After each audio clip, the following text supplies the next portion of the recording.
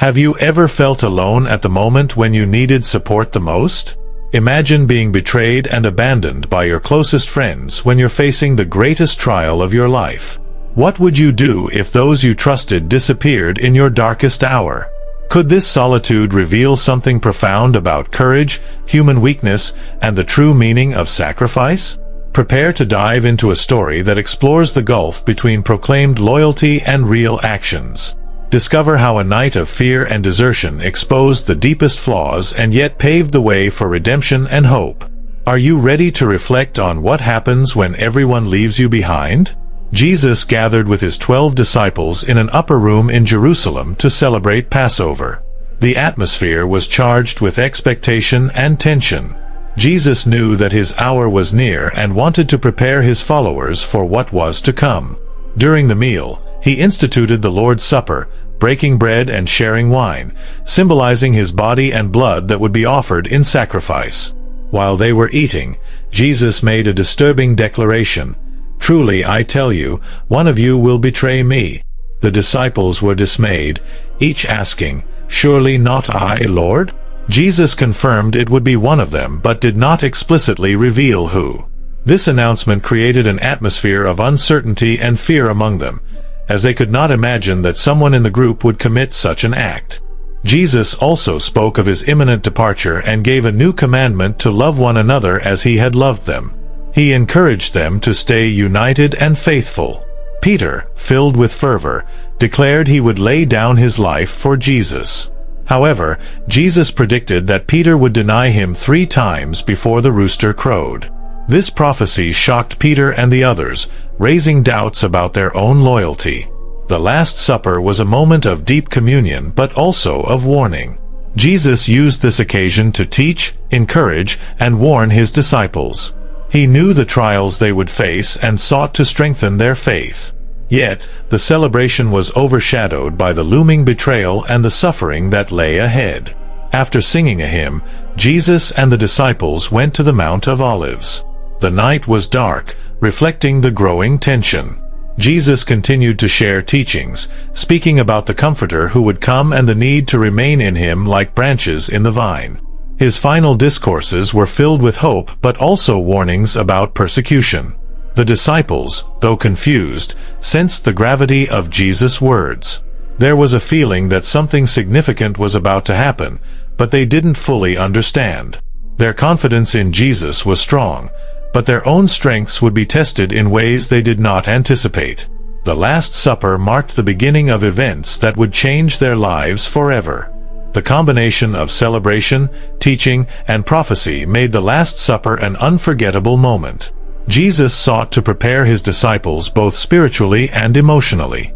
However, the reality of his arrest and death was still inconceivable to them.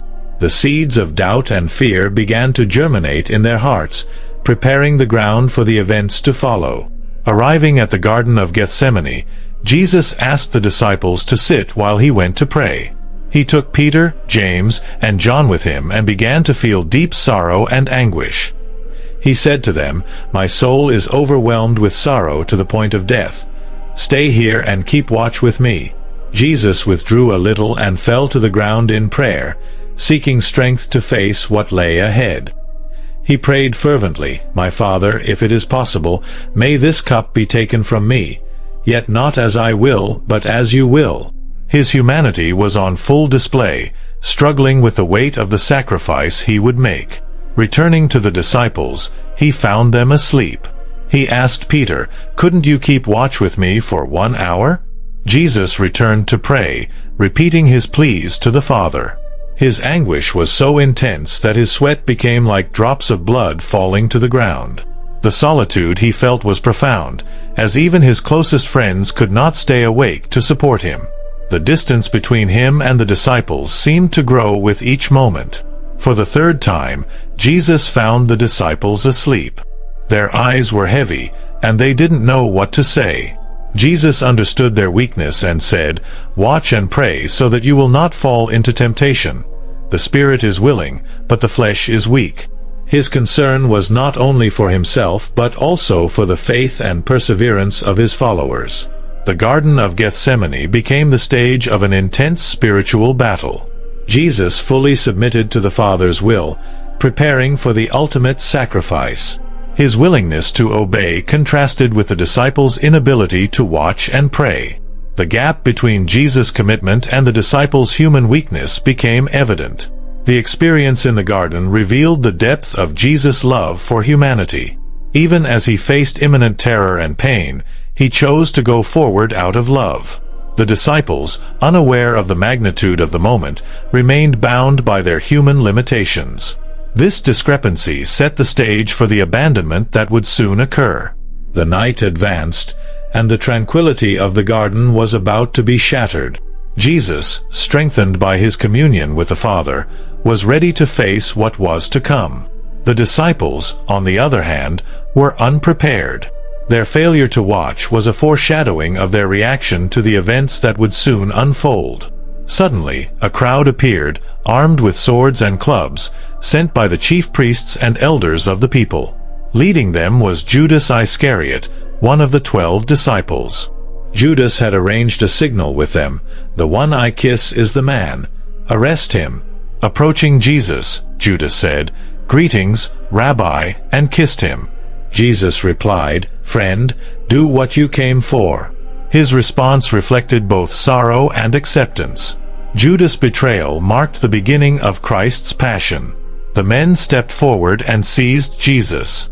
At that moment, one of the disciples, identified in other Gospels as Peter, drew his sword and cut off the ear of the high priest's servant. Jesus immediately intervened, saying, "Put your sword back in its place, for all who draw the sword will die by the sword." Then he touched the man's ear and healed him. Jesus emphasized that he could ask the Father for legions of angels to defend him, but that the Scriptures had to be fulfilled. His submission to the events showed his obedience to the divine plan. The disciples were confused and terrified. The situation was beyond their control, and the realization that Jesus would not resist increased their fear. Judas' betrayal deeply shook the group. Trust was broken, and the threat of arrest loomed over them as well. The chaos and tension of the scene contributed to their disorientation. As Jesus was taken away, the disciples began to flee.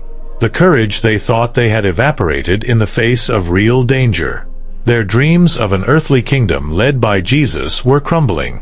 Judas' betrayal not only handed Jesus over to the authorities but also exposed the fragility of the disciples' faith. With Jesus in custody, the disciples scattered. Fear gripped them, and each sought to save himself. The courage they had previously proclaimed vanished. Jesus' prophecy that the shepherd would be struck and the sheep would scatter was being fulfilled before their eyes. Peter and John followed Jesus at a distance, staying hidden among the crowd. The others disappeared into the night, possibly seeking hiding places or returning to their homes. The sense of defeat and disappointment was overwhelming. They had pinned their hopes on Jesus as the Messiah who would deliver Israel, but now they saw him arrested and humiliated. The fear of arrest, or worse, paralyzed them. The thought of being associated with Jesus and suffering the same fate was terrifying. Their faith was shaken, and the confusion about the events only added to their anxiety. The lack of understanding of God's larger plan contributed to their despair. The flight of the disciples highlighted their humanity and vulnerability. Despite witnessing miracles and hearing Jesus' teachings, they were unprepared for this test of faith. The pressure of the circumstances revealed their weaknesses. However, it also planted the seeds for future growth after the resurrection. The absence of the disciples left Jesus facing his accusers alone. The solitude he experienced was profound. Those into whom he had invested time and love were not by his side when he needed them most. This desertion intensified Jesus' emotional suffering, adding another dimension to his passion. The disciples, though they had fled, likely struggled internally with guilt and shame. Their loyalty had failed, and they questioned their own worth. The confusion about what would come next and the feeling of helplessness consumed them. This painful experience would be crucial for their later transformation. Peter, determined to stay close to Jesus, followed him to the high priest's courtyard. He blended in with the servants and guards, warming himself by the fire. A servant girl recognized him and said, "You also were with Jesus of Galilee." Peter denied it before everyone, saying, "I don't know what you're talking about." Later, another servant girl saw him and said to those around, "This fellow was with Jesus of Nazareth." Again, Peter denied it, this time with an oath, "I don't know the man." Shortly after, others approached and said, "Surely you are one of them. Your accent gives you away." Then he began to call down curses, swearing, "I don't know the man." Immediately, the rooster crowed. Peter remembered Jesus' words, "Before the rooster crows, you will disown me 3 times." He went outside and wept bitterly. The weight of his denial crushed him. The one who had promised unwavering loyalty had failed at the crucial moment. His sorrow reflected the depth of his relationship with Jesus and the gravity of his betrayal. Peter's denial was a turning point in his life. Confronted with his own weakness, he was forced to acknowledge his need for forgiveness and grace. This moment of personal failure paved the way for his future restoration and strengthening as a leader of the early church. Peter's experience also symbolizes the inner struggle many face between courage and fear, faith and doubt. His humanity is evident, making him a figure many can relate to. His journey from denial to redemption offers hope that even those who fail can be restored. Meanwhile, Jesus faced an unjust trial before the Sanhedrin. False witnesses were brought, but their testimonies didn't agree. The high priest questioned Jesus, asking, "Are you the Messiah, the Son of the Blessed One?" Jesus replied, "I am, and you will see the Son of Man seated at the right hand of the Mighty One and coming on the clouds of heaven." This declaration led the high priest to tear his robes and accuse Jesus of blasphemy.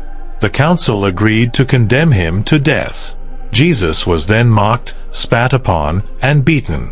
The injustice of the trial was clear, yet Jesus remained steadfast, fulfilling the purpose for which he had come. The absence of the disciples during the trial emphasized Jesus' solitude. With no defenders or friends to support him, he faced false accusations and humiliation alone. This solitude underscored his sacrifice and willingness to suffer out of love for humanity. The illegal and hasty trial reflected the fear and envy of the religious leaders. They saw Jesus as a threat to their authority and were determined to eliminate him. The corruption of the judicial system at the time became evident, and Jesus became a victim of institutionalized injustice. Sentenced to death, Jesus was handed over to the Romans for execution. He was brutally scourged and forced to carry his cross to Golgotha. The soldiers dressed him in a purple robe and placed a crown of thorns on his head, mocking him as the King of the Jews. Nailed to the cross between 2 criminals, Jesus endured unimaginable pain. Yet he prayed, "Father, forgive them, for they do not know what they are doing." The crowds and religious leaders mocked him, challenging him to come down from the cross. His response was silence and compassion, fulfilling the prophecies about the suffering Messiah. During his agony, Jesus felt the sensation of abandonment, even by the Father, exclaiming, my God, why have you forsaken me?" This profound moment reflected the weight of the world's sins that he bore. His death was not only physical but also spiritual, as a sacrifice for the sins of humanity. The crucifixion of Jesus was the climax of his earthly mission. His suffering and death opened the way for reconciliation between God and humanity. The absence of the disciples at this moment highlighted the depth of his solitary sacrifice. However, his death would not be the end of the story. After Jesus' death, the disciples were devastated and confused. They gathered in secret, fearing for their lives and trying to make sense of what had happened. 3 days later, astonishing news arrived. Jesus had risen. Mary Magdalene and other women reported seeing the Lord alive. Initially skeptical, the disciples were confronted with the reality of the resurrection when Jesus appeared among them. He offered them peace and showed the marks of the nails in his hands and feet. Their joy and relief were immense. Jesus had not only risen but had also sought them out to restore their faith and confidence.